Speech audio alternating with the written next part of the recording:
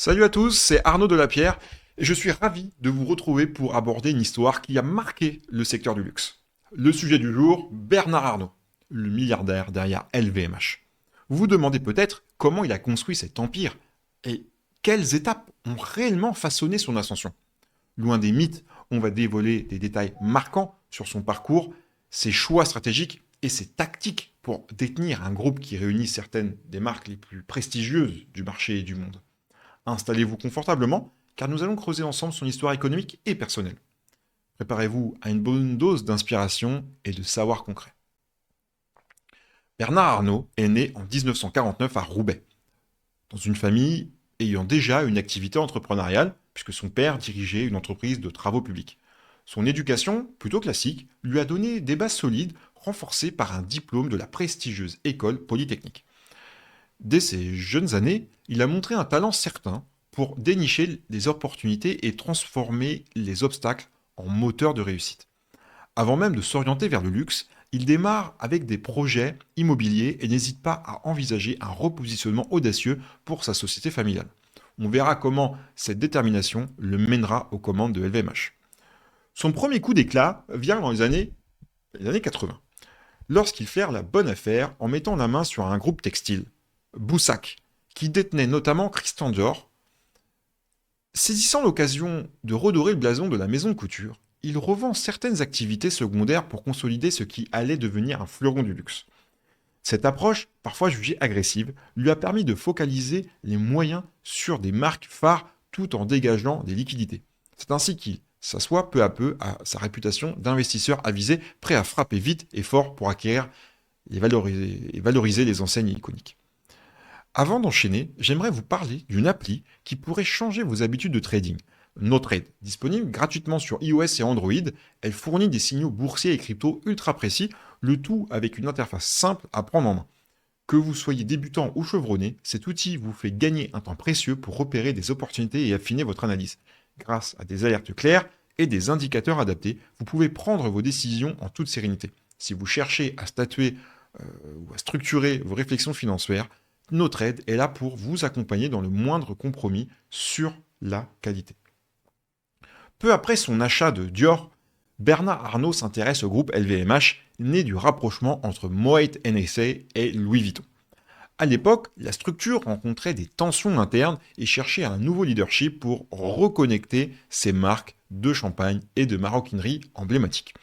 Arnault, flairant encore une fois une brèche, rachète progressivement des parts de la société jusqu'à en prendre le contrôle complet. Son sens aiguisé de la négociation et son courage financier ont créé une dynamique nouvelle, permettant à LVMH de s'imposer comme un pôle majeur dans la sphère du luxe, avec lui à la barre pour superviser chaque mouvement. Dans les années qui ont suivi, Arnault multiplie les acquisitions, consolidant un large portefeuille de marques haut de gamme. On pense notamment à Givenchy, Fendi, Sephora, Céline. Chaque rachat est pensé pour renforcer la présence du groupe sur différents segments du luxe. La mode, les parfums, les produits cosmétiques, les spiritueux. Cette diversification intelligente s'appuie sur une méthodologie précise, maintenir l'ADN de chaque marque tout en optimisant le réseau de distribution afin de toucher un public international. Arnaud surveille de près l'image de la qualité de son positionnement et de chaque entité, convaincu qu'il existe toujours un moyen de faire progresser la valeur globale. Cette stratégie repose également sur la mise en avant de l'excellence et le maintien d'une aura prestigieuse. Pour lui, chaque marque doit cultiver son héritage et son prestige tout en restant apte à séduire de nouvelles générations. Le marketing joue un rôle majeur dans cette équation, avec des collaborations audacieuses et des événements générant un fort buzz médiatique. En parallèle, Arnaud a compris qu'il fallait encourager la créativité en soutenant designers et créateurs de renom. L'objectif, préserver l'identité de chaque maison tout en profitant de la force collective que représente LVMH, devenu un leader sur la scène internationale. Au fil du temps, le groupe a étendu son influence sur la planète entière, avec des boutiques phares dans des capitales incontournables. Grâce à cette envergure, Bernard Arnault est désormais classé parmi les plus grandes fortunes de la planète, rivalisant avec d'autres géants comme Jeff Bezos, Elon Musk, par exemple. Son sens poussé du détail et sa passion pour l'innovation ne cessent d'alimenter le succès de LVMH. Il investit également dans la technologie hôtelière euh, et divers secteurs annexes. Toujours avec cette volonté de créer des expériences qui font rêver. Derrière cette façade glamour, on trouve un homme très concentré sur la performance. Malgré une réussite spectaculaire, faut bien dire, Bernard Arnault n'échappe pas aux controverses.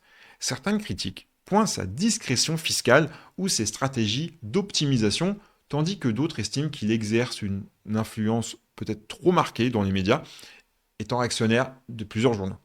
Pourtant, il soutient aussi des projets philanthropiques, notamment dans la culture, l'éducation, finançant même des musées et des initiatives artistiques. Son engagement s'illustre par la fondation Louis Vuitton, pensée pour promouvoir l'art contemporain. Entre admiration et reproche, son parcours est synonyme de succès financier et d'ambition démesurée. Dans un paysage économique où le luxe continue de séduire un large public. Un autre élément, souvent souligné, concerne sa famille. Bernard Arnault tient à impliquer ses enfants dans le fonctionnement du groupe, faisant de LVMH un véritable empire familial. Delphine, par exemple, s'est imposée au sein de Louis Vuitton, tandis qu'Antoine gère des aspects liés à la communication et à la stratégie de diversification. Cette transmission progressive assure une continuité tout en formant la génération suivante à la gestion d'entreprises de prestige. Ce modèle basé sur une vision commune permet à la famille Arnault de consolider leur présence dans le luxe et d'y apporter des perspectives nouvelles enracinées dans une structure familiale solide. Au sein de LVMH, il entretient une forme de compétition interne, considérant chaque direction de marque comme une mini-entreprise. Les responsables disposent ainsi d'une autonomie conséquente pour innover dans leur collection, leur campagne publicitaire ou leur choix artistique. Cette organisation qui incite à se dépasser est souvent citée comme un catalyseur de créativité. Bernard Arnault ne veut pas voir ses équipes se reposer sur leur laurier et injecte régulièrement des objectifs ambitieux pour stimuler la performance. Bien sûr, ce style managérial peut se montrer exigeant, mais il correspond à sa vision. Viser l'excellence et garder une longueur d'avance sur les concurrents. Au-delà du luxe, le Mania s'est aventuré dans divers domaines comme la technologie, la finance ou encore les médias. Il détient des participations dans des plateformes numériques, investit dans des startups prometteuses et s'implique dans la reprise de magazines ou journaux influents. Cette stratégie lui offre une visibilité accrue et élargit son réseau de partenaires.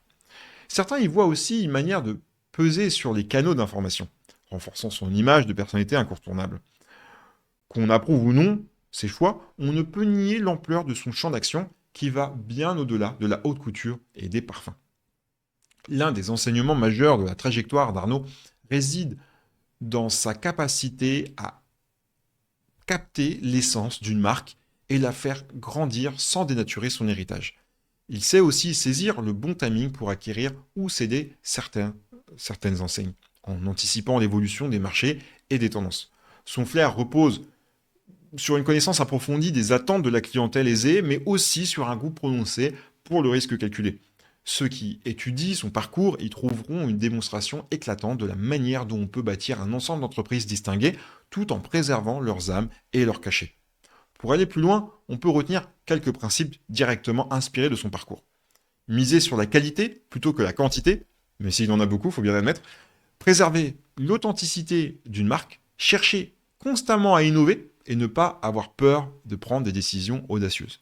La réussite de Bernard Arnault n'est pas le fruit d'une chance éphémère, mais plutôt d'un mélange de vision, de rigueur et d'exécution méticuleuse. Son histoire confirme que la confiance passe souvent par des paris stratégiques bien calibrés et un suivi permanent des résultats.